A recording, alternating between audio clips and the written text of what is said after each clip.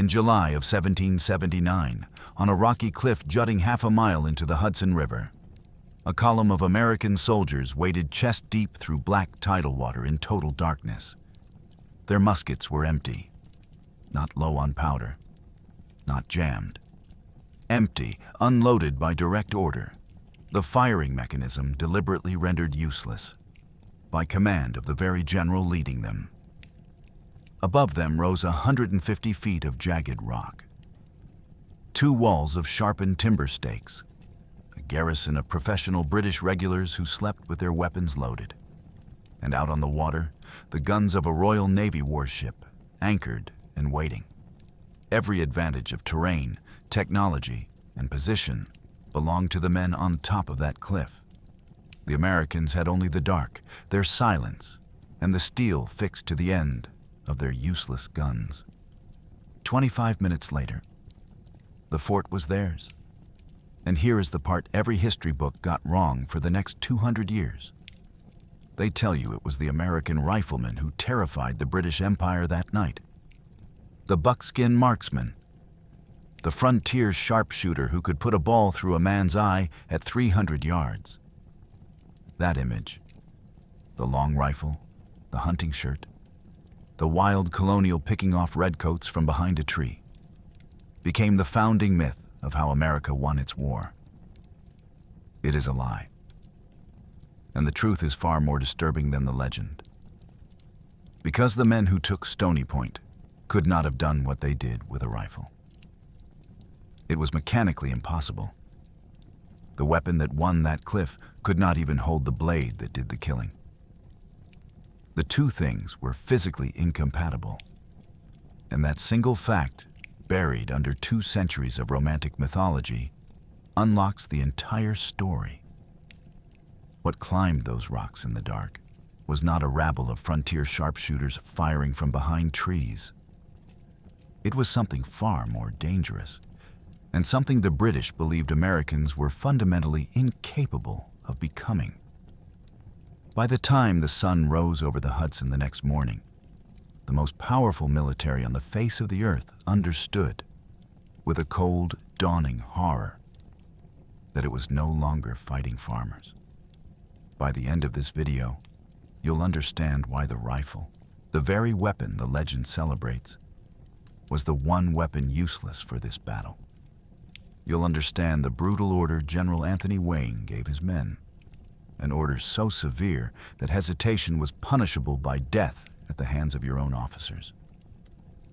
You'll see how a spy dressed as a simpleton walked through the front gate and memorized the fort. You'll learn the myths that grew up around this night. The slaughtered dogs, the strawberry seller, the sword-swinging giant, the famous battle cry that was never shouted. And you'll understand the single decision that turned a 25-year-old's burning thirst for revenge into the most disciplined act of mercy in the entire revolution. This is not the story of the rifleman. This is the story of the bayonet, and of the night it changed everything. Hit that subscribe button. Let us step into Stony Point. To understand why a half-mile of rock on the Hudson River mattered enough to risk 1,000 of the best soldiers America had, you have to understand how close the revolution was to dying. Not on the battlefield, in the accounts, in the morale, in the slow, grinding exhaustion of a war that had stopped moving. By the summer of 1779, the American Revolutionary War in the North had collapsed into a stalemate. Not a peaceful one. A grueling, financially ruinous, psychologically exhausting deadlock that was bleeding both sides without resolving anything. The shape of the entire war had changed 2 years earlier. In October of 1777, British General John Burgoyne surrendered his army at the battles of Saratoga, and that single defeat rewrote the conflict. Saratoga was not just a battle. It was a signal, flashed across the Atlantic to the courts of Europe, that the American rebels could destroy a British field army in open country, and one nation had been waiting for exactly that signal: France. Watching, calculating, nursing its own grievances against the British Crown from a war lost a generation earlier. France had wanted proof that the Americans could actually win before committing its treasury and its fleet to the fight. Saratoga was that proof. And so the Kingdom of France formally entered the war as an ally of the rebellious colonies, and in that instant, a localized colonial rebellion became a global war fought on oceans and continents the colonists had never seen. For the British High Command in North America, this was a catastrophe dressed as a strategic problem. The arithmetic of the war had inverted. Suddenly, the Royal Navy, the instrument that had made British power on the American coast absolute, had to worry about a French battle fleet. Suddenly, troops and ships that might have crushed the rebellion had to be parceled out to defend possessions scattered across the globe. The men in London and New York were forced into a humiliating recalculation, a complete redrawing of what was even possible. They no longer dreamed of conquering the northern states. They couldn't. They were strangled by shortages of men and by supply lines that stretched across an entire ocean, every reinforcement and every barrel of powder delayed by months of Atlantic crossing. So British strategy shrank. Instead of conquest, they turned to punitive raids, quick, vicious strikes against anything of economic or military value. And underneath it all ran a single obsession: to lure George Washington's Continental Army out of its mountains and into one decisive, open-field battle that would end the war in an afternoon. Washington would not come. He understood his army's weakness better than any British general ever could. In an open field, British numbers, British discipline, and British artillery would shatter him. So he refused. He planted his forces in the highlands surrounding New York City, in defensive positions so strong that attacking them was suicide, and he waited. An operational deadlock. The British could not draw him out. He would not be drawn. But while the battle lines froze, the cause behind them was rotting from the inside out. The Continental Congress had run out of money, not metaphorically, literally. The reserves were exhausted, and yet the war still had to be paid for. So the printing presses kept running, churning out paper currency backed by nothing but hope and the promise of a country that did not yet exist. The result was runaway hyperinflation that turned continental dollars into paper worth less than the rags they were printed on.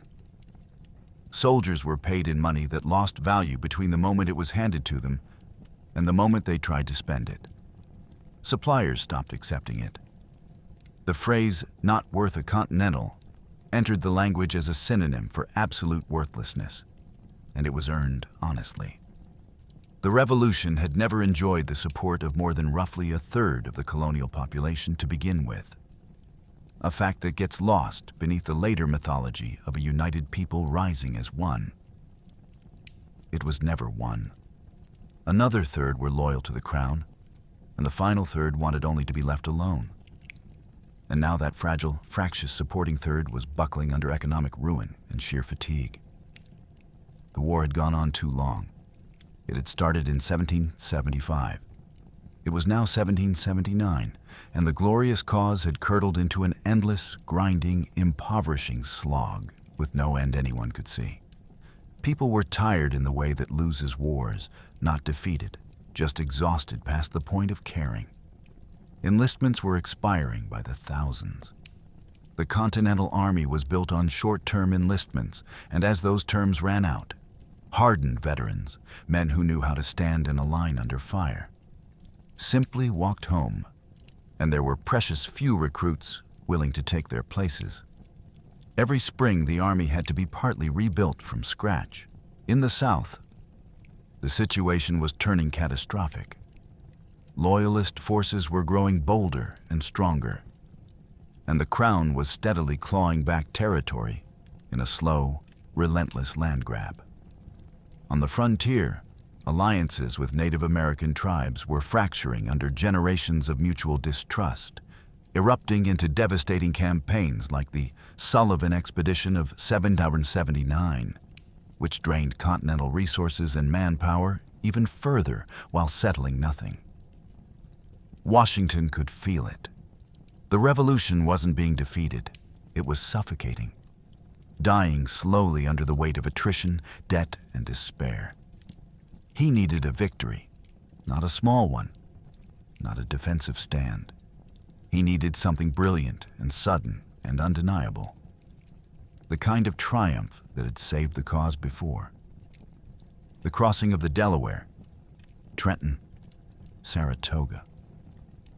He needed a single blow spectacular enough to seize the public's attention, to revive collapsing morale, to loosen French purse strings, and to prove to his new allies in Paris that the Continental Army was still a lethal weapon capable of going on the offensive. He needed a miracle. And in May of 1779, his enemy handed him the opportunity to create one. Sir Henry Clinton, the British commander-in-chief in North America, decided to break the stalemate by force. He would make Washington bleed for something he could not afford to lose. In May, Clinton loaded a massive force, somewhere between 6,000 and 8,000 British, Hessian, and Loyalist troops, onto ships and sailed 40 miles up the Hudson to seize a place called King's Ferry. To a map, King's Ferry looks like nothing. A river crossing, a spot where boats carried men and wagons from one bank to the other. But control of rivers was control of the war in this country, and King's Ferry was a vital artery. It was the principal link that connected the New England colonies to the middle and southern colonies. The route Continental supplies, messengers, and reinforcements flowed through as they moved up and down the long, thin spine of the rebellion. Cut King's Ferry, and you forced every wagon and every dispatch onto longer, slower, more dangerous routes far to the north. You put a knife into the circulatory system of the entire rebel war effort. The crossing was guarded by two small, undermanned American positions, one on each bank, like a pair of locks on a door. On the eastern shore stood Fort Lafayette at Verplancks Point. On the western shore, atop a rugged, rocky promontory, sat an unfinished wooden blockhouse at a place called Stony Point. The American garrison at Stony Point numbered around 40 men. 40. They stood on their half-finished height and looked down the river at the fleet coming for them. Thousands of professional soldiers, an amphibious assault backed by warships, a hammer descending on a position that wasn't even finished being built. And they understood the arithmetic instantly, the way men understand it when their lives are the variable being solved for. There was no defense to be made here. So they did the only sane thing. They set fire to their own unfinished blockhouse, denying it to the enemy, and melted back into the highlands to fight another day. The British took the heights without a fight. Then they did something clever and merciless. They dragged heavy artillery up the steep slopes of Stony Point, and from that commanding elevation, they began to pound Fort Lafayette across the river, raining fire down on it until it surrendered. With both shores in British hands, King's Ferry was severed. The artery was cut. Now came Clinton's real plan.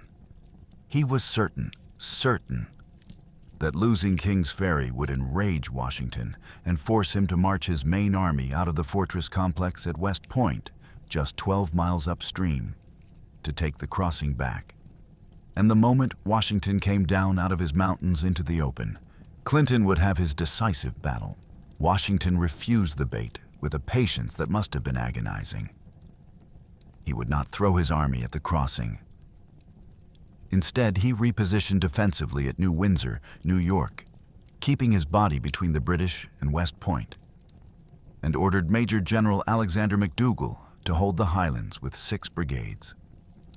He simply would not move the way Clinton needed him to move. Clinton waited, and grew frustrated. Finally, tired of the stalemate he had tried to break, He loaded most of his invasion force back onto the ships and sailed south to raid the Connecticut coast under William Tryon, burning towns, trying to provoke Washington into chasing him east. But he made one decision before he left. He could not abandon Stony Point.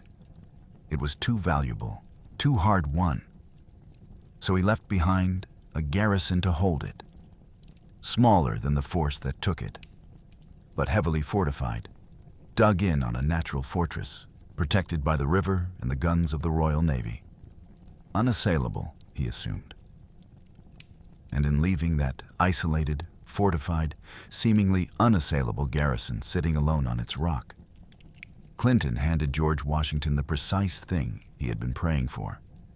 A target, spectacular, isolated, vulnerable in a way no one on the British side could yet see.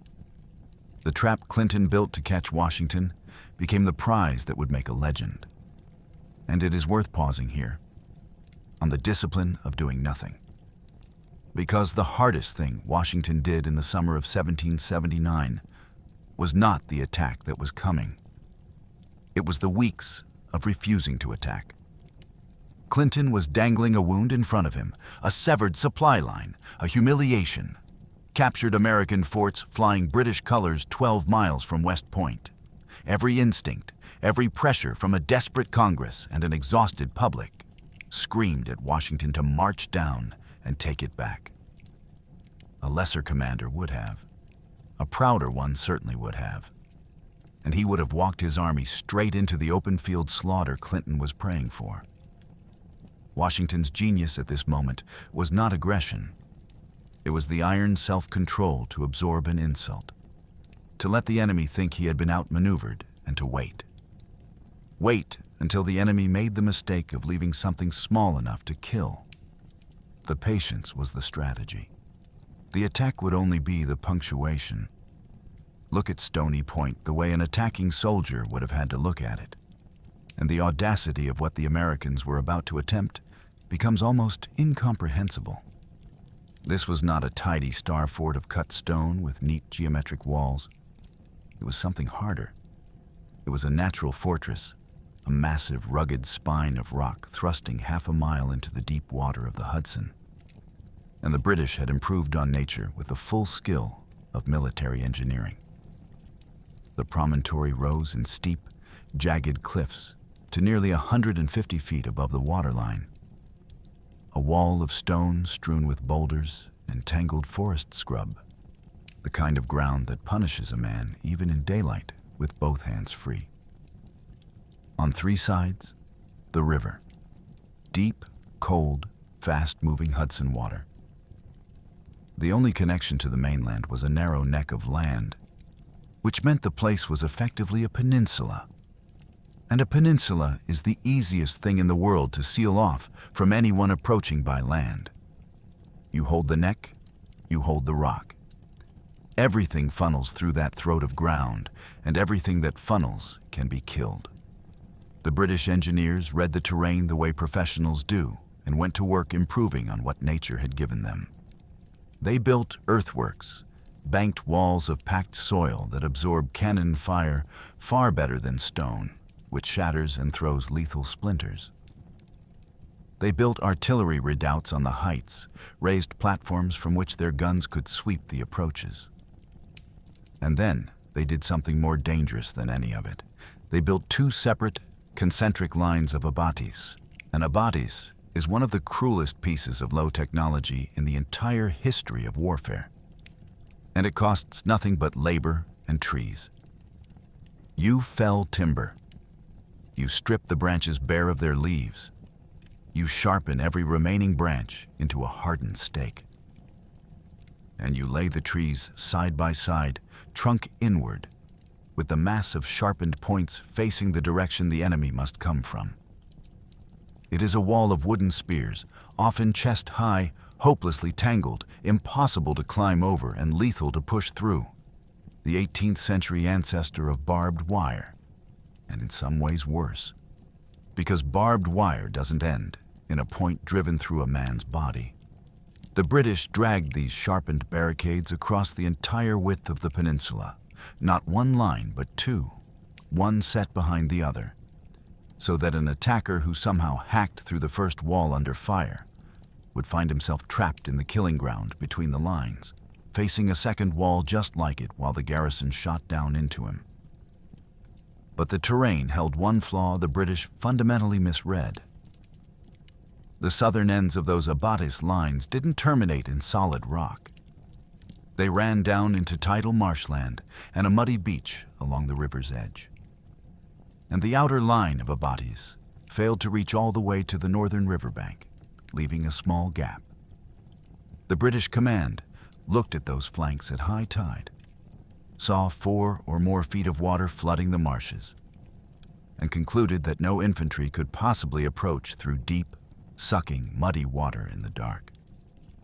They were certain it was impossible. That certainty would cost them the fort. The man tasked with holding all of this was Lieutenant Colonel Henry Johnson of the 17th Regiment of Foot.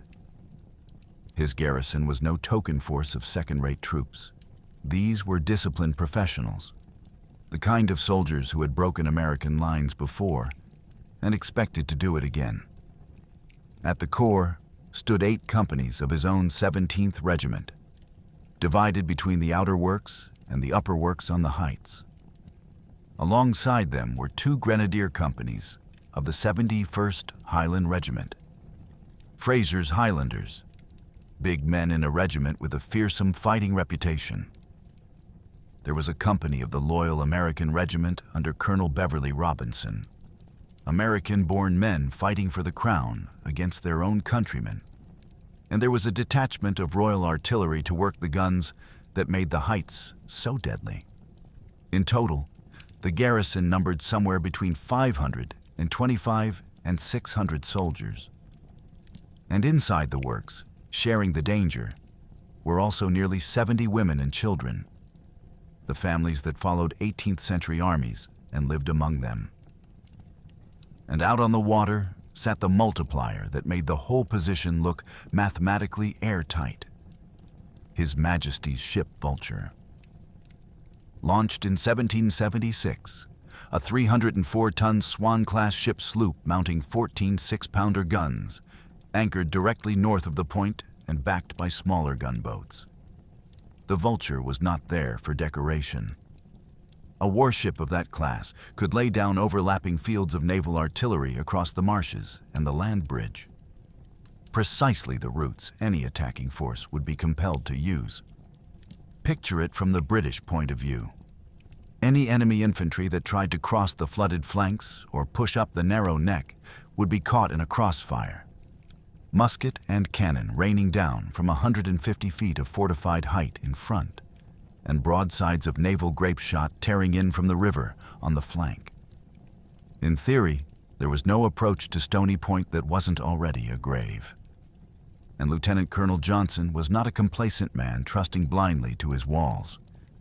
He took the threat of an American attack seriously and kept his garrison at a genuine state of high readiness.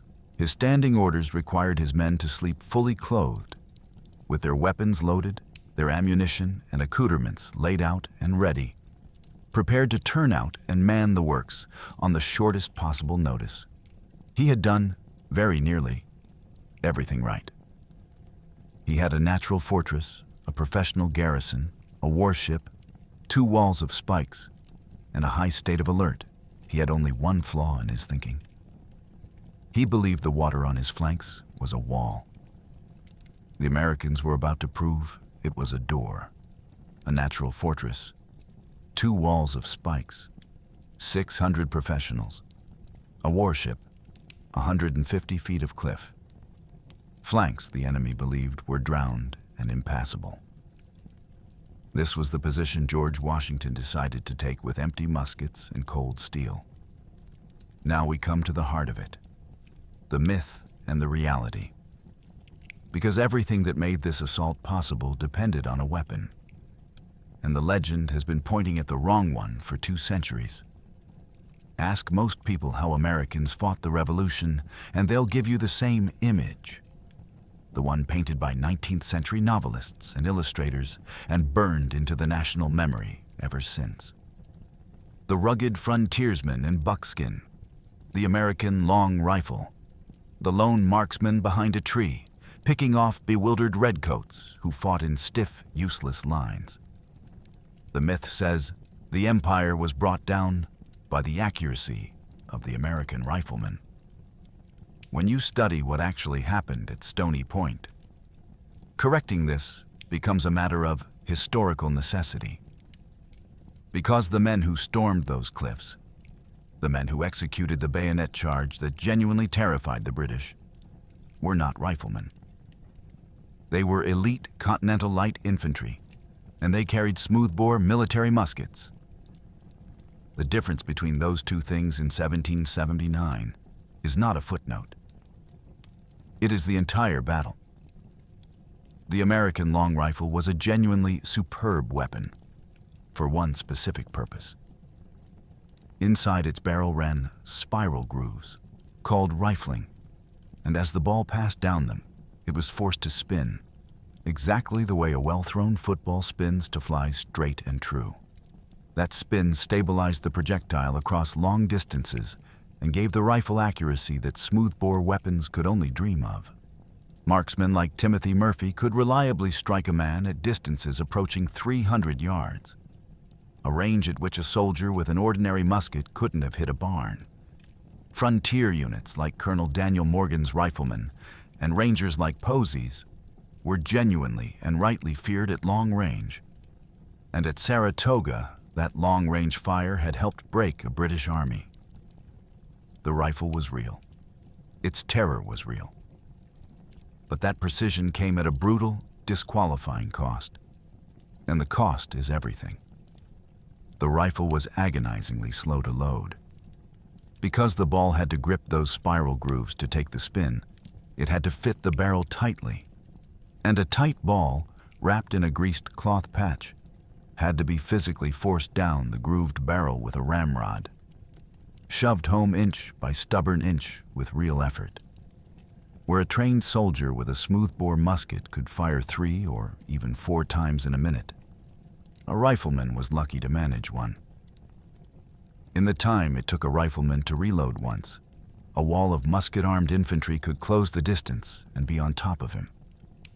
The weapon was also physically fragile, prone to fouling, expensive, and almost entirely non-standardized. Every rifle a craftsman's individual product, every spare part a custom job. And in the press and chaos of close-quarters combat, the long, delicate rifle was clumsy and very nearly useless. And here is the single fact that decides the entire Battle of Stony Point.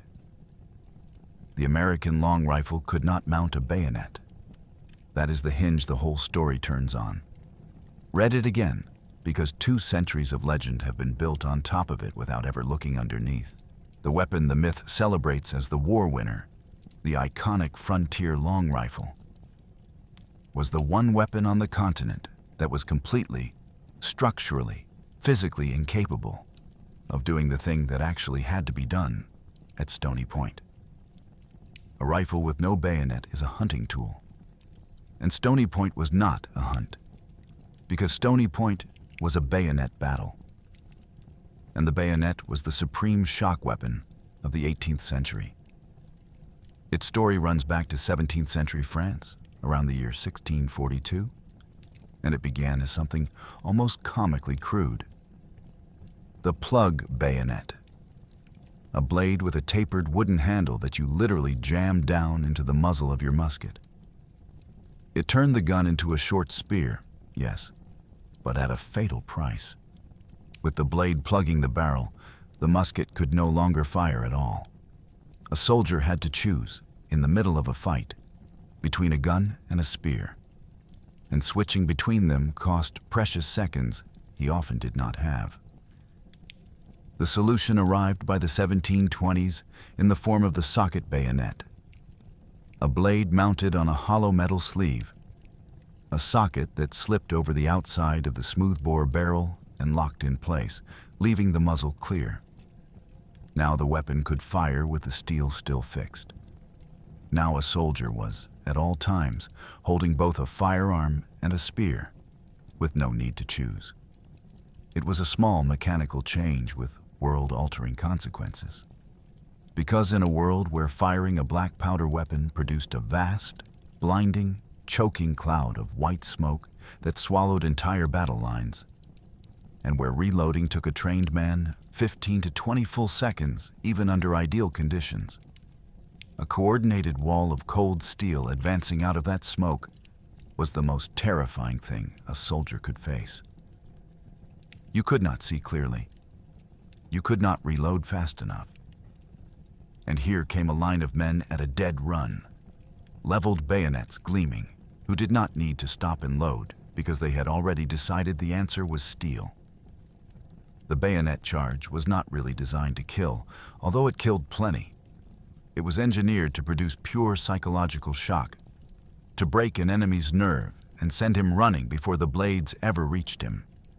Because a man who runs can be cut down from behind at leisure, and a man who stands and fights cold steel with an empty musket usually dies. And when the blades did land, the wounds were monstrous. The standard military bayonet of the era was not a knife. It was a dull, abrasive, triangular spike, and it did not slice cleanly. It punched and tore, leaving ragged, three-sided puncture wounds that gaped open and refused to close. 18th century surgeons, working without antiseptics or any real understanding of infection, could barely stitch them. Men bled out from bayonet wounds on the field before help could reach them, or died of infection in the days after. To stand and receive a bayonet charge was to gamble your life against the steadiness of your own nerves. And most men, most of the time, lost that gamble before the gamble was even fully joined. For most of the war, this was the Americans' great and shameful weakness. Early in the Revolution, the Continental Army simply did not have enough bayonets, and just as importantly, it did not have the brutal, repetitive, almost inhuman discipline required to use them in formation. Because a bayonet charge only works if every man holds the line and advances together. And a man's natural instinct when steel comes at him is to break and run. Early colonial militia specifications had often favored swords or hatchets over bayonets, weapons for individual brawling rather than disciplined collective shock. And so American lines were horribly, repeatedly vulnerable to the one tactic the British Army had perfected over generations. The rapid, silent, disciplined bayonet charge that again and again sent green American troops breaking and fleeing before contact was even made. The British knew it. They counted on it. To them, the American line was a thing that dissolved if you ran at it hard enough with steel. One American general knew that terror more intimately than almost any man alive, because he had lain in the dark and felt it pass over him. His name was Anthony Wayne, and he had survived it once already.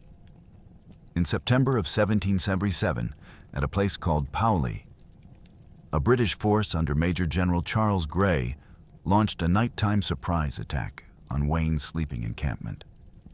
Grey understood his business with a cold thoroughness. To guarantee absolute silence and total surprise, he ordered his men to remove the flints from their muskets entirely. No firing, no muzzle flashes, no possibility of an accidental shot betraying the attack. The order earned him a nickname that followed him the rest of his life. No Flint, Grey. His men came through the dark with nothing but fixed bayonets, and they fell on Wayne's encampment and cut down well over 150 of his soldiers, killing, wounding, and capturing them in a chaos of steel and screaming, with American accounts insisting that some were bayoneted as they tried to surrender. Wayne himself survived the Powley massacre, but it left a wound in him that never healed, a burning, obsessive, personal hunger for the chance to repay it, to do to the British exactly what the British had done to his men, in the dark, with the bayonet, in silence. Hold on to that. Because the entire plan for Stony Point was, in a sense, Anthony Wayne reaching back into the worst night of his life and turning it into a weapon. What changed the Continental Army? What made an operation like Stony Point even thinkable? Was a Prussian with a borrowed title and an unmatched gift for turning chaos into order. Baron von Steuben arrived as the Army's drill master during the freezing, starving, dying winter at Valley Forge in 1777 and 1778, the lowest point the cause ever reached, with men deserting and dying of cold and disease by the hundreds. And into that misery, Steuben brought something the Americans had never truly had: a system. He could barely speak English. He drilled the men through interpreters, cursing magnificently in German and French when they got it wrong. But he understood that an army is not brave men, it is trained men, and that the difference between a mob and a regiment is drill repeated until it becomes instinct. He took a single model company and trained it himself, personally in the mud, and then used those men to train the rest, spreading discipline through the army like a current. He standardized the American manual of arms so that every regiment loaded, marched, and maneuvered the same way. He taught men to move in tight, cohesive formations and to hold them under fire. He taught them to deploy from column into line at speed. And above all, he taught them to wield the socket bayonet, fixed to the French Charleville musket, with aggression, with confidence, and with the collective discipline that makes a bayonet charge an unstoppable wall rather than a scattering of frightened individuals. He took the army that had fled the bayonet and taught it to be the bayonet. For the assault on Stony Point, Washington authorized the forging of a specialized weapon out of this transformed army, a corps of light infantry. These were not ordinary line troops. They were hand-picked veterans drawn from across the Continental regiments, the best, the bravest, and the most disciplined soldiers the American Army possessed, many of them carrying 3 or 4 years of hard, continuous combat experience in their hands and their nerves. They were not buckskin frontiersmen. They were not irregulars or partisans. They were professional shock troops, the cutting edge of a professional army, armed with standard smoothbore military muskets built specifically to mount the deadly socket bayonet. Wayne campaigned fiercely, almost desperately, to command this elite new corps. After Paoli, after 2 years of carrying that humiliation, the chance to lead America's finest shock troops against a British fortress was the answer to a prayer he had been making since 1777. And Washington, who understood his generals as well as he understood his enemies, recognized the aggression burning in the man and gave him the command. It was a calculated choice. An operation this audacious needed a commander who would not hesitate, would not turn back, would not be talked out of the risk. And Wayne, with his old wound and his fixed hunger for retribution, was constitutionally incapable of turning back. And then Wayne made the single decision that defined the character of the entire battle. He ordered the assault to advance in absolute, total silence, because a single musket shot, one accidental discharge, would wake the sentries and bring down the artillery and doom every man on the rock.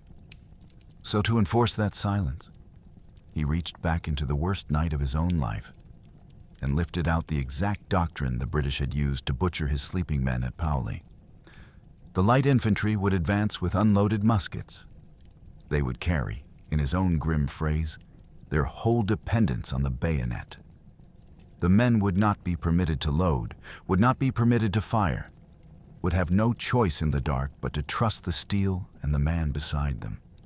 Wayne was going to give the British their own massacre back. Silent in the dark, with the bayonet, but turned now against a fortress full of armed and waiting professionals rather than sleeping men. It was Paoli, inverted and redeemed. And it was the most dangerous version of that tactic anyone had ever attempted.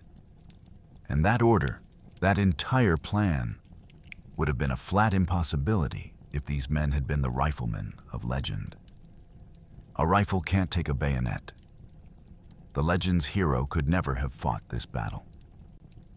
The truth is that America won Stony Point by becoming, for one night, exactly the kind of disciplined, steel-wielding professional army the British believed only they could field. Remember that. It is the whole point. A surprise assault against a fortress like this needed one thing above all others. And it wasn't courage.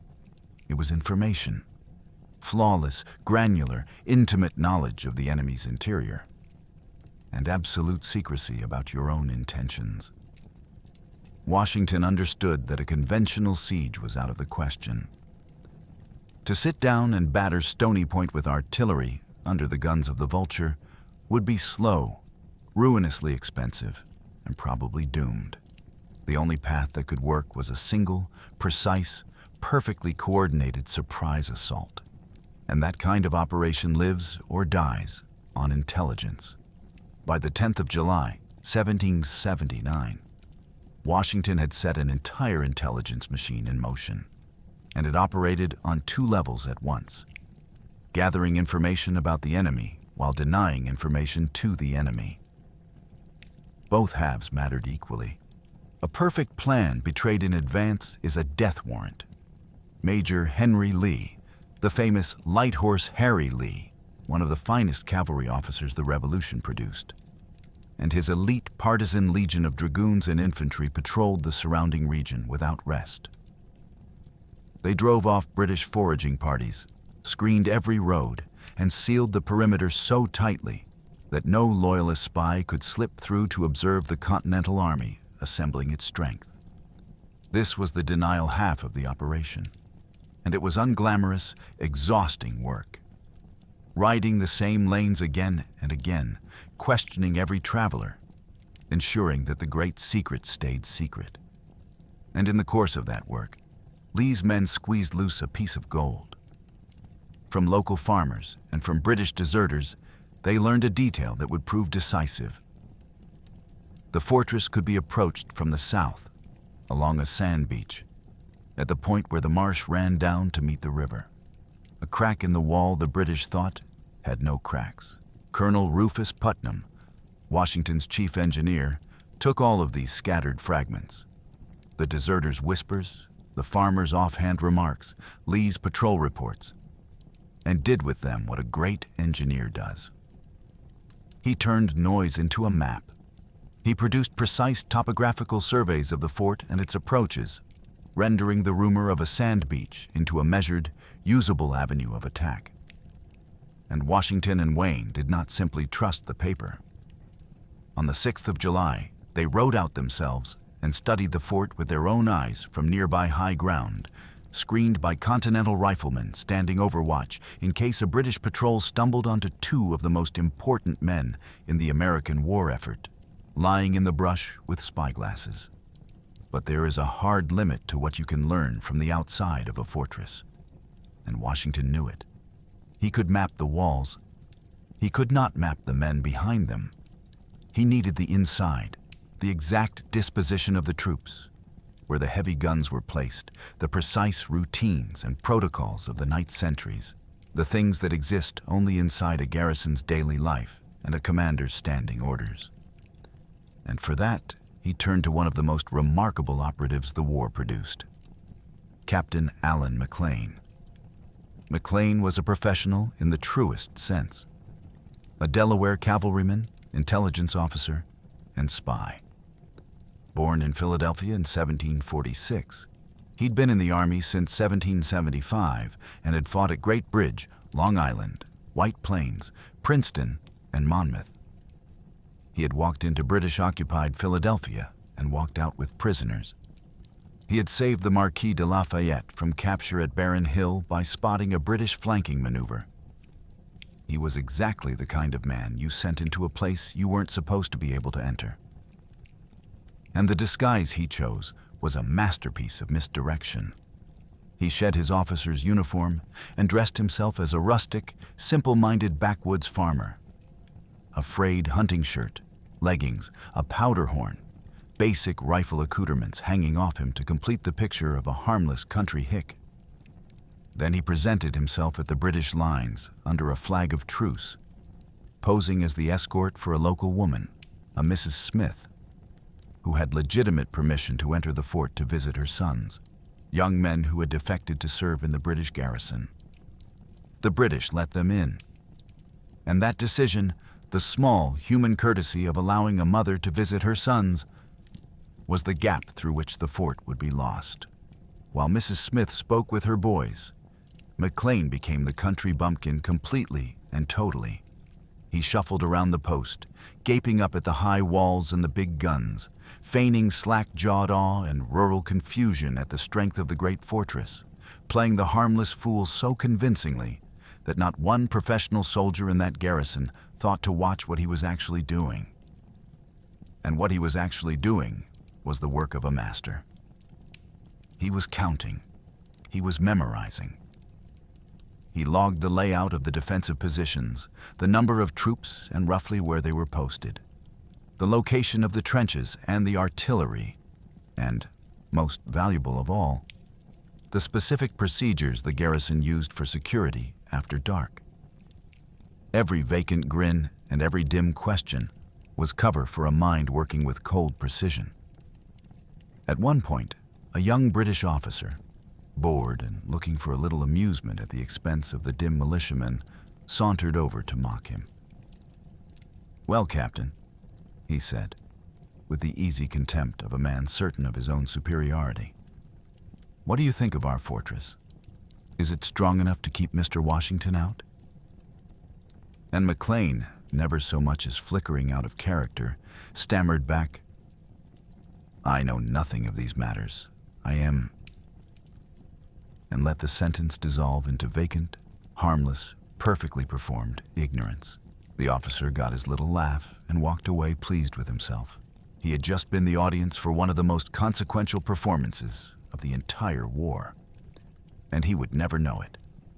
McLean had walked into an impregnable fortress, been personally mocked by one of its officers, and walked back out carrying the fort's life in his head.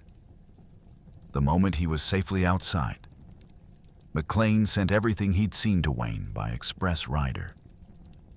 And this internal picture was the linchpin of the entire operation. Now Wayne could combine McLean's first-hand view of the troops and the guns with Putnam's external engineering surveys. And from that fusion, he built a tactical plan of surgical precision.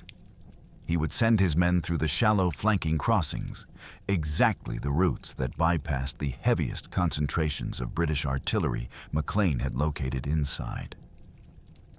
The fool who shuffled through the gate had mapped the path to victory.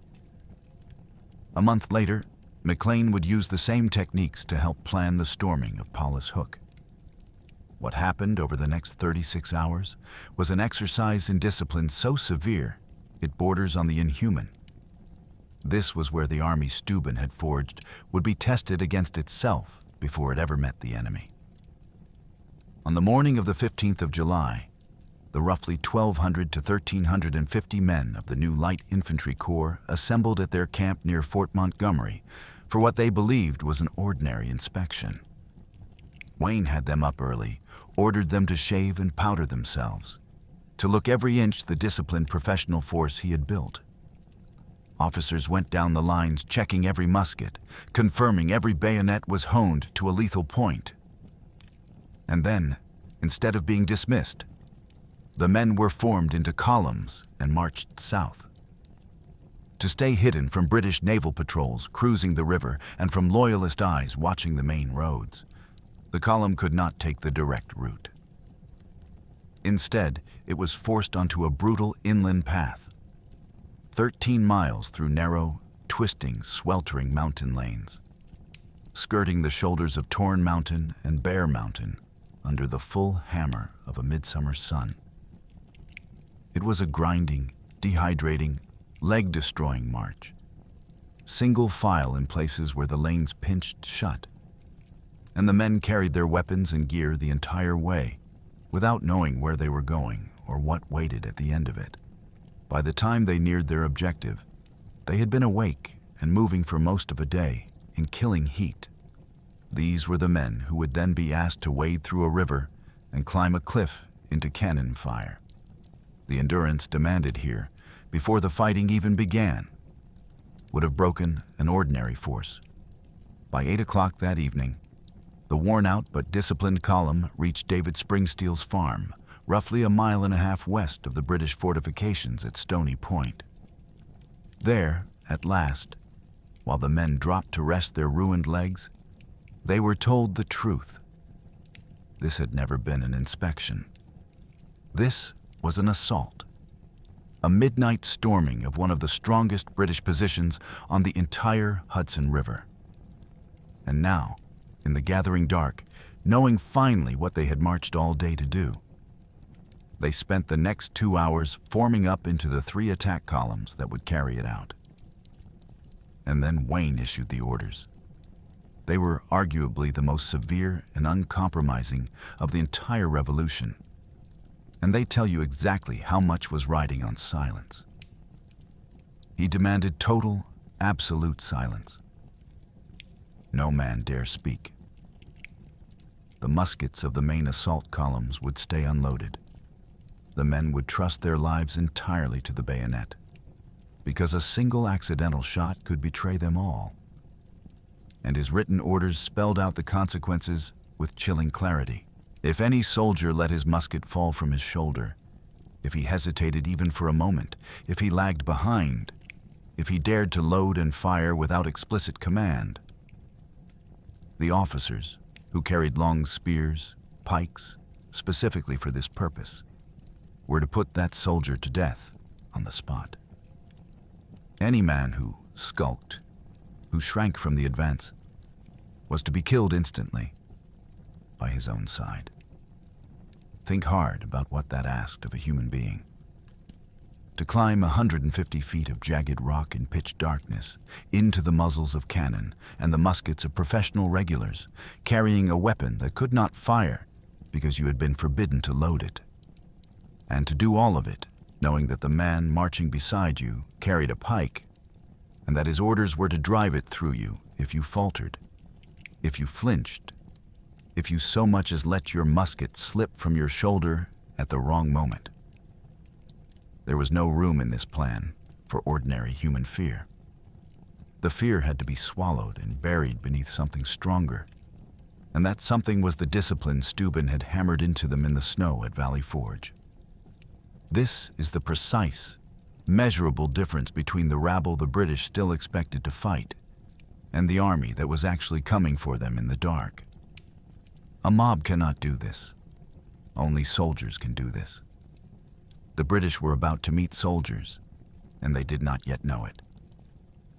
There were 2 more touches of cold practicality, small details that reveal how completely the operation had been thought through. The first solved a deadly problem. In a pitch-black, hand-to-hand melee, with men of both sides in similar dark clothing stabbing at shapes. How does a soldier know whom to kill? Washington's answer was elegant and simple. Every man in the assault was ordered to pin a piece of white paper to his hat, a pale, faintly visible marker that turned a featureless shadow into a recognizable friend. The second sealed the secret. To make absolutely certain that no loyalist civilian could slip away and carry word of the Army's presence to the fort, Wayne ordered Captain James Christie of the 3rd Pennsylvania Regiment to round up and detain every adult male living in the vicinity of the Springsteel farm, holding them under guard until the operation was concluded and it no longer mattered what they knew. At 11:30 that night, the troops rose from the Springsteel farm and began their final silent approach toward the darkened fortress on the rock. Wayne's design was a synchronized 3-pronged assault, built to overwhelm the British from multiple directions at once and to deceive them about where the real danger lay. The main effort was the right column, the southern attack, led personally by Wayne alongside Colonel Christian Febiger. 700 men. Their path was the worst of all. They had to swing wide to the south and wade across the submerged beach and tidal wetlands. the very ground the British believed no infantry could cross. And the British were nearly right. At midnight high tide, that southern approach lay under 4 feet of water or more. The men would have to lower themselves silently into the cold river and move through it in the dark, somehow keeping their powder dry and their formation intact. The left column, 300 men under Colonel Richard Butler, regarded as one of the finest officers in the Pennsylvania line, would carry out a mirror image flanking move across the northern marshlands. The center column served an entirely different and devious purpose, and it was the cleverest piece of the whole design. A detachment of roughly 150 North Carolina troops under Major Hardy Murphy, drawn off from the northern wing, took position directly across the narrow land bridge that joined the point to the mainland, the obvious approach, the route any conventional attacker would be expected to use. And these were the only men in the entire assault permitted to load their muskets. Their job was not to break in. Their job was to lie. They were to wait until the silent flank attacks had begun in the marshes, and then advance loudly and conspicuously and pour a heavy, continuous, sustained barrage of musket fire straight into the British center, making all the noise and muzzle flash of a determined main assault coming up the neck. It was a performance of violence designed to do one thing: seize the garrison commander's attention, his fear, his manpower, and his guns, and drag every bit of it toward the land bridge and away from the 2 silent columns of empty-handed men creeping up through the deep water on either flank. The loud attack was the fake. The silent ones were real. And the whole battle would hinge on whether the British commander believed the noise. At the very front of both flanking columns came the men with the worst job in all of 18th century warfare: the forlorn hope.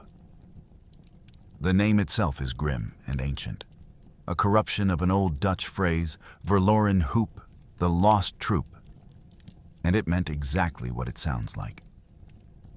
These were, in practical terms, suicide squads, detachments of 20 men each, and tellingly, they were armed not with muskets, but with heavy axes. Their sole task was to charge out ahead of everyone else, to be the first bodies the enemy saw and the first to absorb the concentrated blast of the garrison's defensive fire, and then, while being shot at from above, to physically hack apart the abatis, the walls of sharpened timber, splitting and dragging the stakes aside to cut a breach for the hundreds of infantry coming up behind them. They went first. They went without the ability to shoot back. They went with axes, into the guns, into the most heavily defended obstacle on the field, knowing that the whole point of their existence in that moment was to draw the fire that would otherwise fall on the men behind them. To volunteer for the forlorn hope was very nearly to volunteer to die, and everyone involved understood it. The forlorn hope of the right column was commanded by Lieutenant George Knox of the 9th Pennsylvania. The left columns was led by Lieutenant James Gibbons of the 6th Pennsylvania.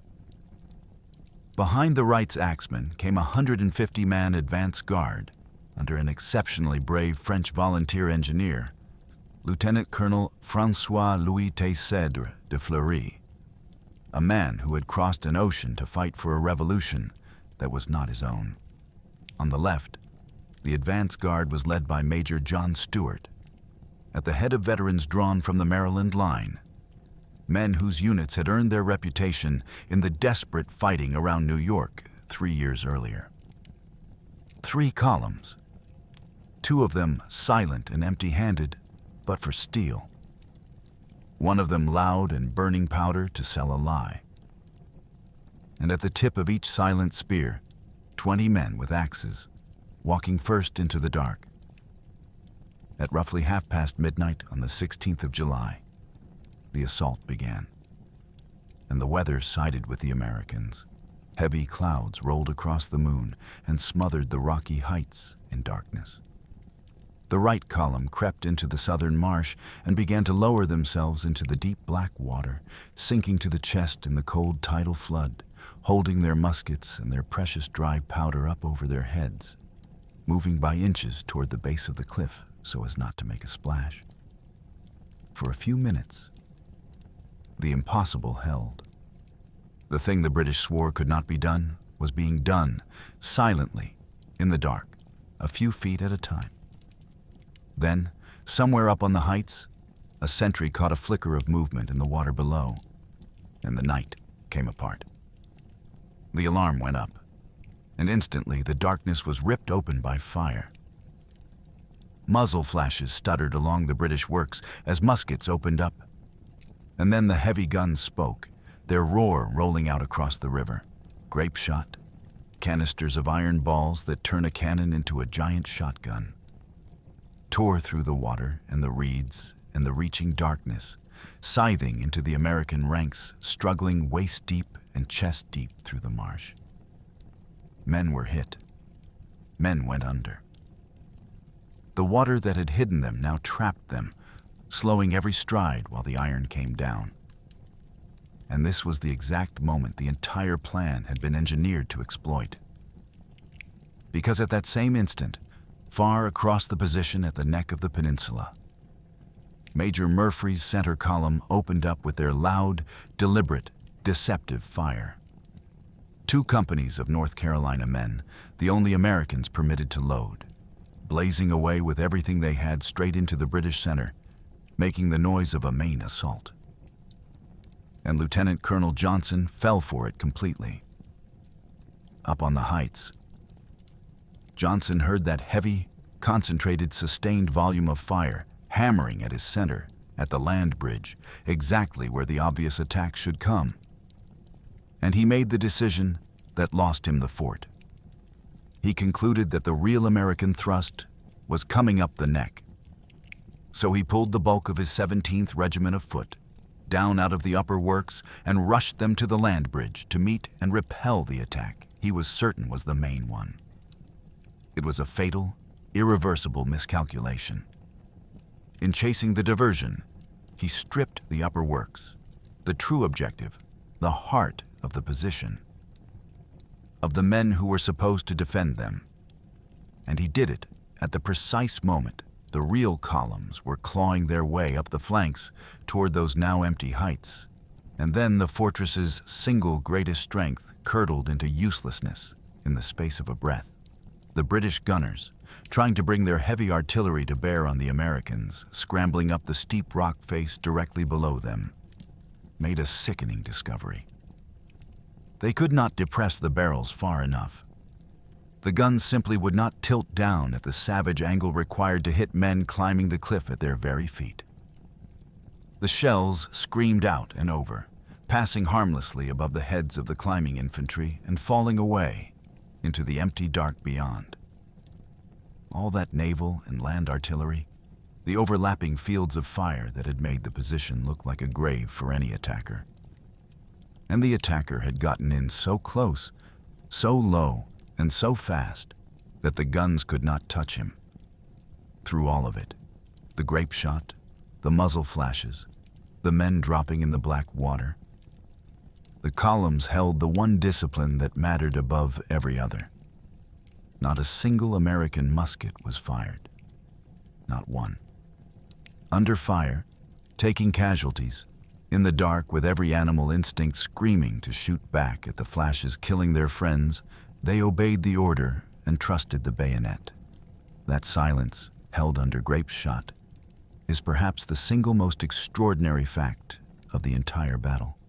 The forlorn hopes reached the first abatis and went to work with their axes. Picture it. 20 men, out ahead of everyone, no muskets, only axe heads, hacking and chopping at a wall of sharpened timber stakes, while the defenders concentrated their fire on exactly that spot, because the axemen were the obvious threat and the obvious target. The cost was exactly what the name Forlorn Hope promised. On the left, Lieutenant James Gibbons led 20 men against the Abatis and came out the other side with 17 of them killed or wounded. A casualty rate that should, by every rule of war, have stopped an attack cold. It did not stop this one. The survivors kept swinging, splitting and dragging the timber apart, opening narrow corridors through the deadly hedge. And as those corridors opened, the infantry behind them poured through the gaps and began the real ordeal. The arduous, lung-burning, hand-over-hand scramble up 150 feet of rock and boulder and clutching scrub in the dark, with bayonets fixed and empty muskets slung toward an enemy firing down at them the whole way. At the second line of Abatis, the fighting collapsed entirely into a savage, close-quarters melee. The very thing the bayonet was made for.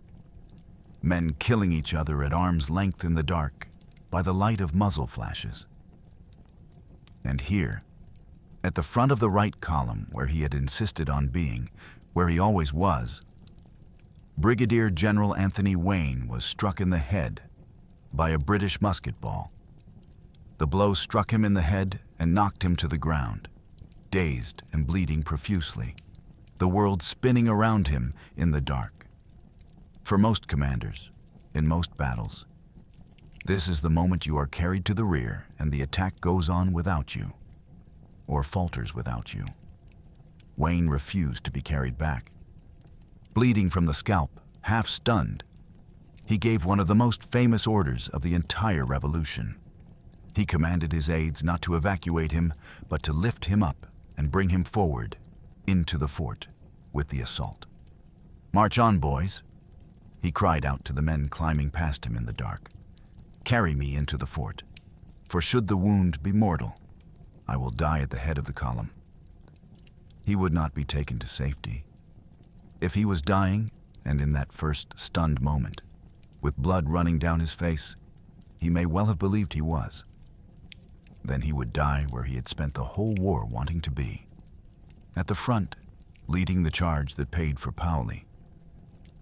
As it happened, the wound was a glancing one, made by a spent or nearly spent ball, and far from mortal.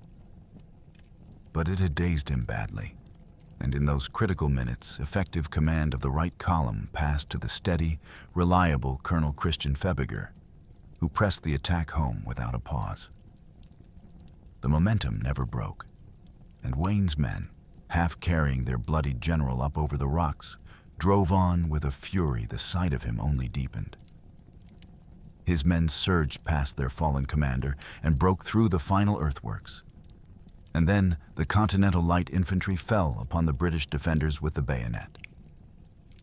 And everything Steuben had drilled into them through the frozen misery of Valley Forge came roaring out of them in the dark.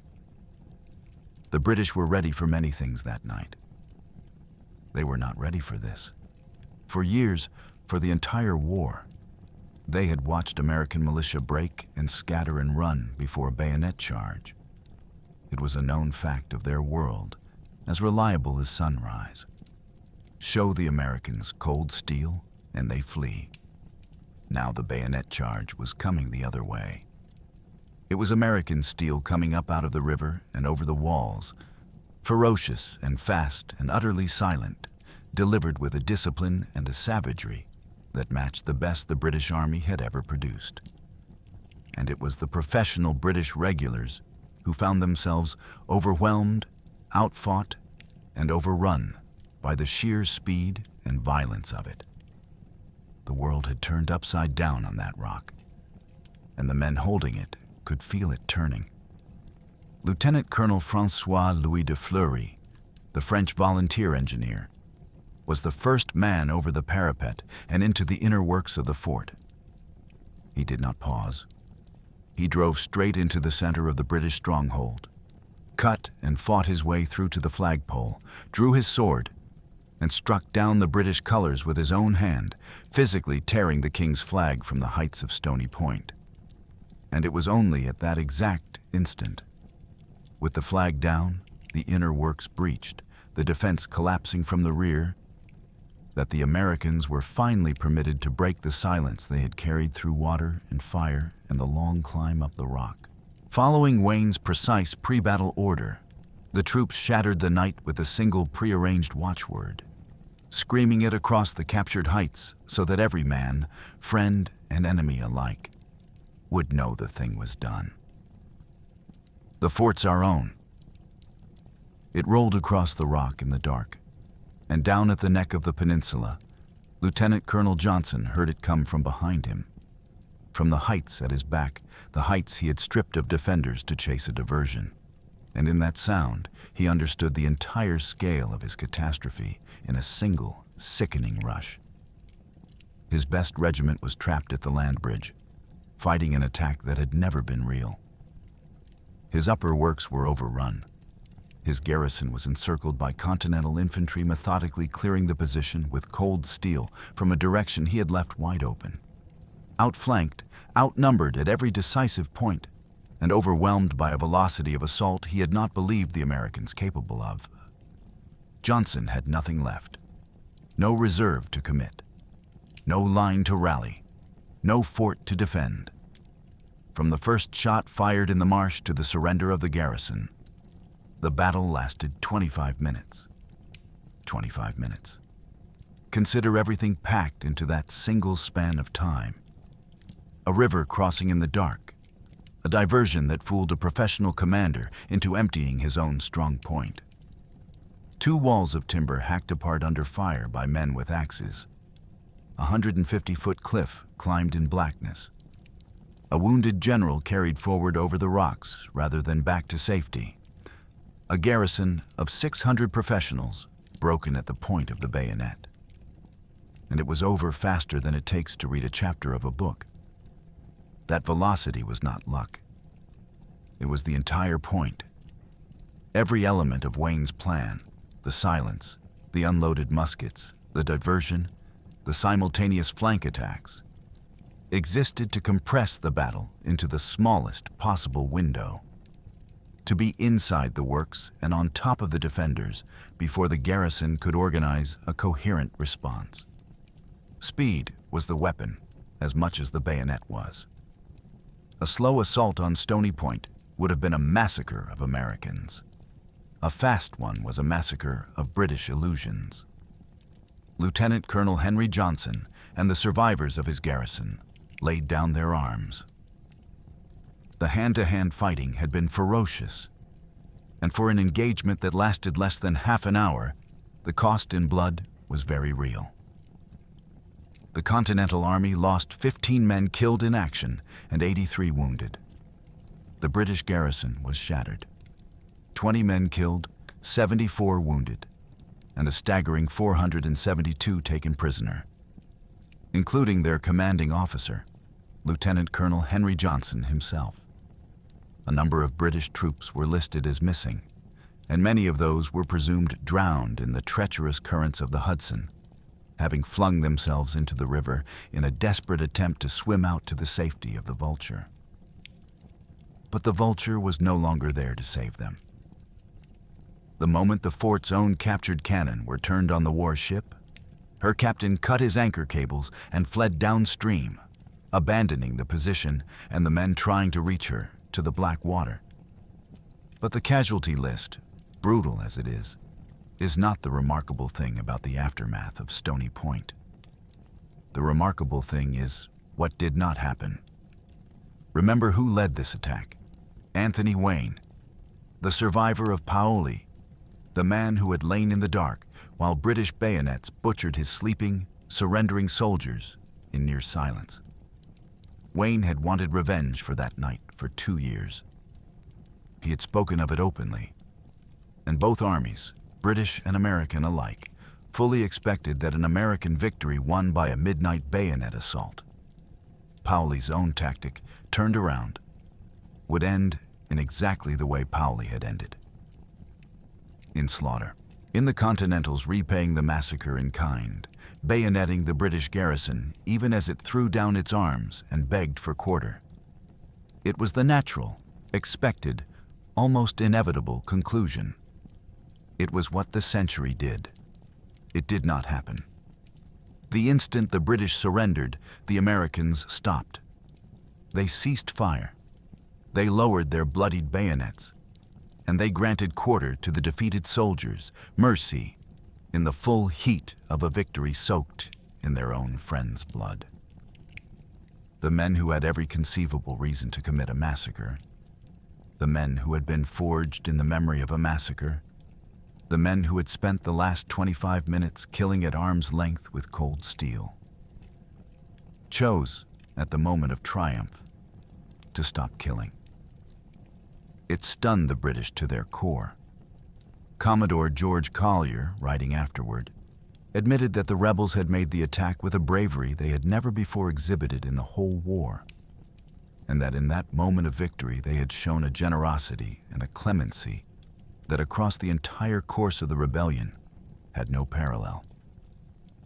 From a senior enemy officer, that is not faint praise. That is astonishment. And here is why that restraint may have mattered even more than the victory itself. Consider what it actually takes.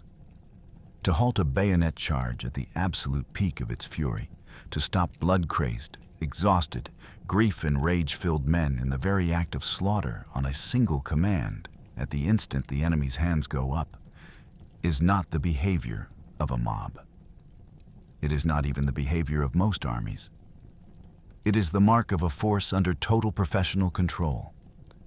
An army whose discipline runs so deep that it governs not only their courage, but their cruelty. Wayne understood precisely what his men had just demonstrated, about themselves and about the cause. He scratched out a hurried dispatch to Washington that said the whole thing in 2 plain lines. The fort and garrison, with Colonel Johnson, are ours.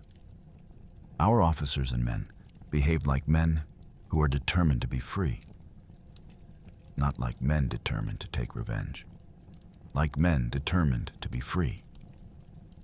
There is a vast difference between those two things. And on that rock, in the dark, the United States Army proved it understood the difference. The British finally saw it too. On the 17th of July, Washington rode out to Stony Point himself to inspect the captured position, to congratulate his light infantry, and to make a hard strategic judgment about whether the fort could be held. His conclusion was cold, clear-eyed, and correct. The tactical victory was total and flawless. But holding this isolated rock against the inevitable return of the Royal Navy and the overwhelming British forces in New York was a strategic impossibility.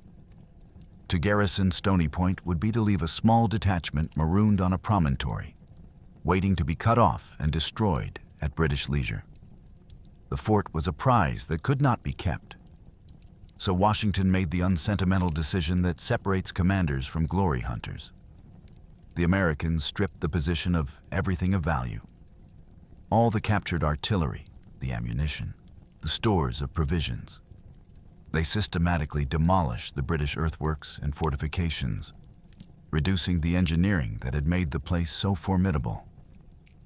And then they simply abandoned it and marched away. The British came back a few days later, reclaimed the ruins, and rebuilt them. And then, after weighing the cost, arrived at precisely the same conclusion Washington had reached. The isolated point cost more in men and effort to hold than it was worth to anyone. So they abandoned it too, completely and for good. The rock that 2 armies had bled over went silent. So the physical prize evaporated almost as quickly as it had been won. But the physical prize had never been the point. King's Ferry was a pretext. The real target had always been the mind, the morale of a dying cause, and the confidence of an arrogant enemy. And on that target, the blow landed and stayed landed. The political and psychological shockwave was immense, and it did not fade when the fort was abandoned. The Continental Congress was jubilant in a way it had not been in a long, grim time. To commemorate the achievement, it did something genuinely rare for the cash-starved, near-bankrupt revolution. It commissioned 3 special medals, an honor so unusual it speaks to how badly the cause had needed exactly this kind of victory. The unanimous congressional resolution of the 26th of July, 1779, decreed that a medal emblematic of the action be struck, one of gold to be presented to Brigadier General Wayne, and silver medals for Lieutenant Colonel de Fleury and Major John Stewart, respectively. Congress also formally and warmly applauded the cool, determined spirit of Lieutenants Gibbons and Knox, the 2 young officers who had led the forlorn hopes, the men who went first, into the guns, with axes, and somehow lived to be thanked for it. The continental economy was in such ruin that Congress could not even manufacture the medals on its own soil. Robert Troup, Secretary of the Board of Treasury, was reduced to writing to Benjamin Franklin in Paris, tasking the old diplomat with having the medals struck in France because the infrastructure to produce them simply did not exist in America. There is a quiet thread of permanence buried in that small humiliation, though. The de Fleury Medal, honoring a French engineer born in faraway Languedoc who had been the first man over the wall, survives to this very day as the highest award for professional excellence in the United States Army Engineer Regiment. The Frenchman who tore down a British flag on a dark rock in 1779 is still honored by name in the modern army of the nation he helped to make. The captured British 17th Regiment of Foot was marched off to internment in Pennsylvania. And there is a small, telling coda. The few members of the 17th who happened to be on leave in New York during the battle, and so escaped capture, were reorganized into a single 17th Company, folded into the Provincial Light Infantry, and eventually marched south to serve under Lord Cornwallis, toward a place and an ending called Yorktown. The midnight assault on Stony Point was so cinematic, so dramatic, that it became a magnet for legend. And in the decades after the war, as 19th century historians and illustrators and romantic novelists set about telling the story of the Revolution, the dry military facts were often shoved aside in favor of hyperbole that thrilled the public. A great deal of that popularization flowed from one man in particular, Benson Lossing, a gifted wood engraver who, in the 1840s, traveled over 8,000 miles across the young country, interviewing the last surviving veterans of the Revolution while they still lived and sketching the battlefields before they vanished under farms and cities. His monumental pictorial field book of the Revolution preserved invaluable things: first-hand accounts from old men who had been there, drawings of landscapes that no longer exist. We owe Lossing an enormous debt. But Lossing was a romantic and a storyteller as much as a historian, and his flowery, dramatic prose freely blended documented fact with the colorful local legend he picked up along the road, presenting both with equal conviction. Modern historians have spent the better part of 2 centuries carefully untangling the two. And for Stony Point, 4 myths in particular have to be deliberately and completely torn down, because each one obscures something truer and more remarkable underneath. The first myth is the battle cry. The legend says that as the American light infantry surged up the steep slopes in the dark, they roared, "Remember Paoli!"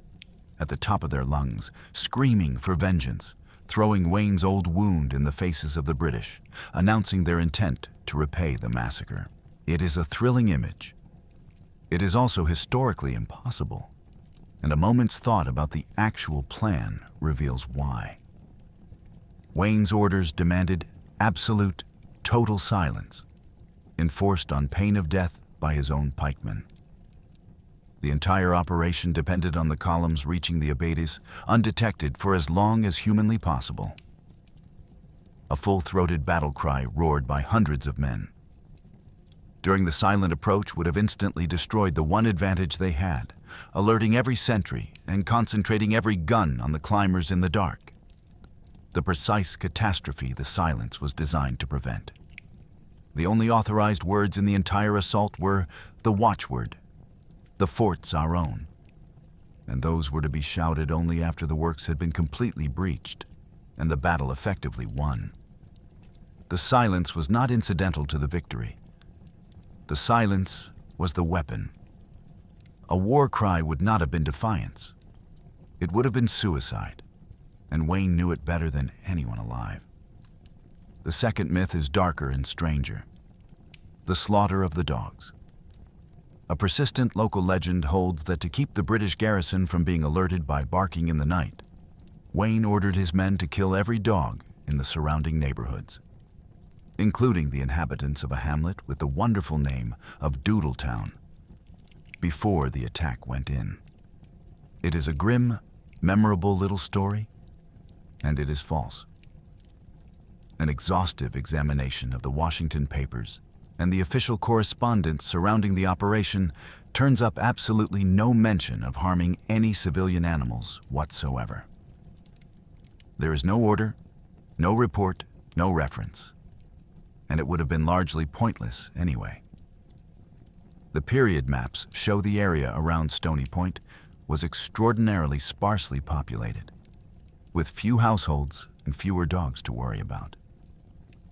Wayne secured his secrecy the way the documents actually tell us he did, by detaining the local men under guard at the Springsteel farm, not by conducting a midnight massacre of the neighborhood's pets. The third myth is the most charming of all, and the most completely fictional. The tale of Pompey Lamb and the strawberries.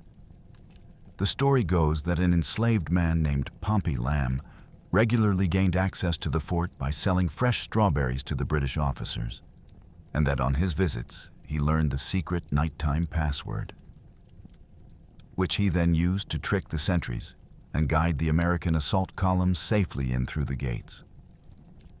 It is a wonderful story, and it dissolves the moment you touch it with two hard facts. First, the timing is simply wrong. The battle took place in mid-July, well past the end of New York's typical strawberry season. There were no strawberries to sell. And second, and far more decisively, the official British court-martial records examining the loss of the fort settle the matter completely. The testimony of Ensign Henry Hamilton states plainly that Lieutenant Colonel Johnson would not allow of a countersign. There was no password in use at all. Johnson's sentries were under orders to shoot anyone who approached the fort at night. No questions asked, no countersign accepted. No spy, however clever, could have talked his way past a guard with a secret word that did not exist. The fort was not betrayed from within by a strawberry seller. It was taken from without by cold steel and silence. The fourth myth is about a giant. Legend holds that Peter Francisco, an enormous soldier remembered as the Virginia Giant, was the second man to breach the fort's walls, and that once inside, he fought off a swarm of redcoats single-handed, captured a flag, and absorbed a terrible wound to the abdomen. Now, unlike the strawberries, this myth is woven around a real and genuinely brave man. Peter Francisco existed, and his courage was no invention. His long career carried him from Brandywine and Germantown to Monmouth and Guilford Courthouse, and he truly did suffer a severe 9-inch bayonet wound in the fighting at Stony Point. So the legend is not made of nothing, but the specific claim that he was the second man over the wall, the hero of the breach, is disproved by the cold arithmetic of the Army's own records. Because Wayne and De Fleury had publicly promised a cash bounty to the very first men through the works. $500 to the first man inside, $400 to the second, and descending from there. And that promise meant the order of entry was not a matter of legend at all. It was money. And so it was meticulously, officially recorded. The official accounting of the first 5 Continental soldiers to enter the inner works of Stony Point reads, in order. First, Lieutenant Colonel François Louis de Fleury of the 1st Light Infantry Regiment. Second, Lieutenant George Knox of the 9th Pennsylvania. Third, Sergeant Baker of Virginia. Fourth, Sergeant Spencer of Virginia. And fifth, Sergeant Dunlop of Pennsylvania. Peter Francisco's name appears nowhere on that list of the first 5 men to breach the defenses, nor is there any primary documentation whatsoever supporting the cherished claim that Washington personally commissioned a special 5-foot broadsword for the giant to wield. The man was real and brave. The legend grew up around him afterward, the way legends do, attaching themselves to the largest and most memorable figure available, regardless of where he actually stood when the wall came down. And here is the thing worth sitting with.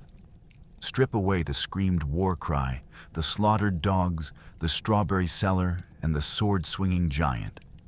Strip away every embellishment the 19th century lovingly added. And what remains is not a smaller story. It is a harder, colder, more frightening one. Empty muskets, black water at the chest, pikemen at your back with orders to kill you if you slowed. 25 minutes of silent steel in the dark. The truth needed no help. It was always more terrible than the legend. So we return to the lie we started with, and we can finally see why it matters.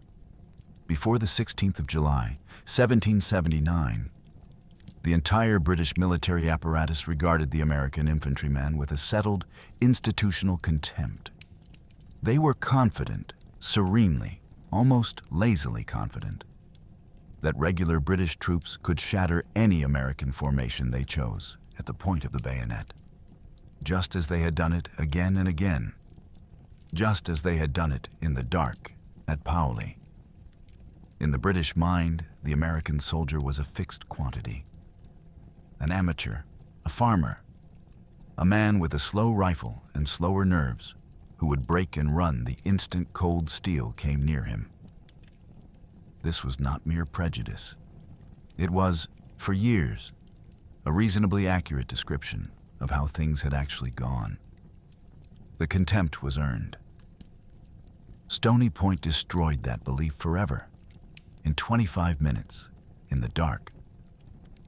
The suicidal bravery of the Continental Light Infantry, wading neck-deep through 4 feet of cold tidal water, hacking through 2 walls of sharpened timber under grape shot, climbing 150 feet of slick rock in pitch blackness with unloaded muskets, and then falling on a garrison of professional regulars with the bayonet and beating them at their own most terrible game, proved beyond any argument that the American army had mastered the single most demanding and terrifying art of 18th century warfare. The art the British had genuinely believed belonged to them alone. The amateurs had become professionals while the British weren't looking.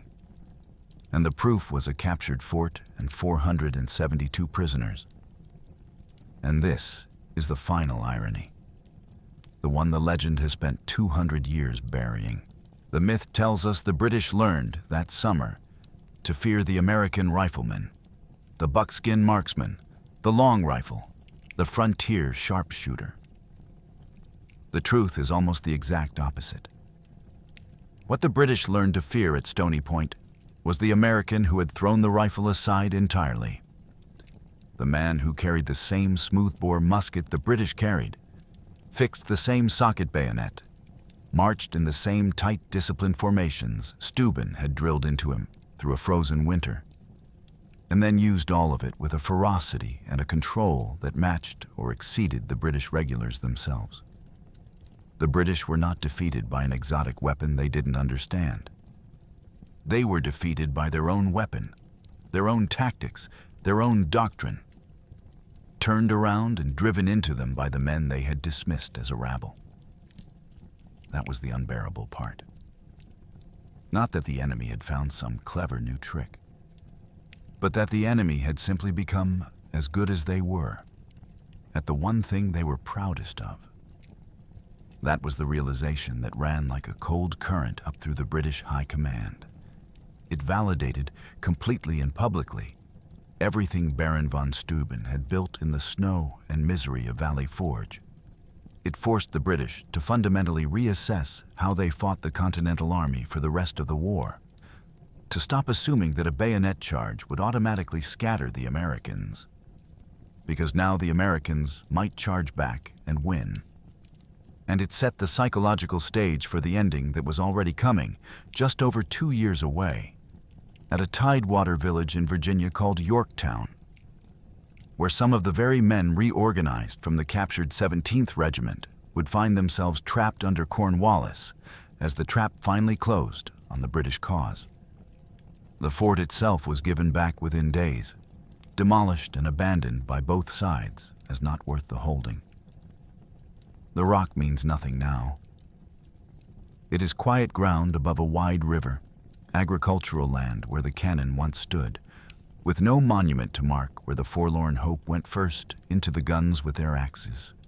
The names of most of the men who waded into that black water have not survived. The thing they did has very nearly slipped out of the popular memory of the war entirely, crowded out by larger, more famous, more easily dramatized battles. But the lesson did not slip away, because the lesson does not depend on memory. It waits in the same place all of these hard lessons wait. In the gap between what a powerful nation assumes about its enemy and what that enemy has quietly, painfully become while no one was paying attention. The British assumed, right up until midnight on the 16th of July, that they were facing farmers. And then, for 25 minutes in the dark, with cold steel and total silence and a discipline that did not break under grape shot, they discovered they were facing soldiers. They came to fear the American riflemen, the legend says. But there were no riflemen on that rock. The rifle could not have climbed that cliff and held that wall. It could not even carry the blade that did the killing. There was only the bayonet and the silence, and 1,000 picked men who had been told, in plain words, that their own officers would kill them if they made a sound, and who climbed the cliff anyway, into the cannon, with empty guns, and took the fort. The rifle made the legend. The bayonet made the nation. And on one July night in 1779, on a half-mile of rock that most people today could not find on a map, the British Empire finally understood the difference between the two. The myth says they feared the wrong weapon. The truth is that they feared the right one, held, at last, in the hands of the men they had refused, for 4 long years, to believe could ever learn to use it. Sometimes a war does not turn on numbers, or on territory, or on a fort that gets handed back within the week. Sometimes it turns on a single night. The night your enemy stops being who you always thought they were, and becomes, in the dark, something you should have feared all along.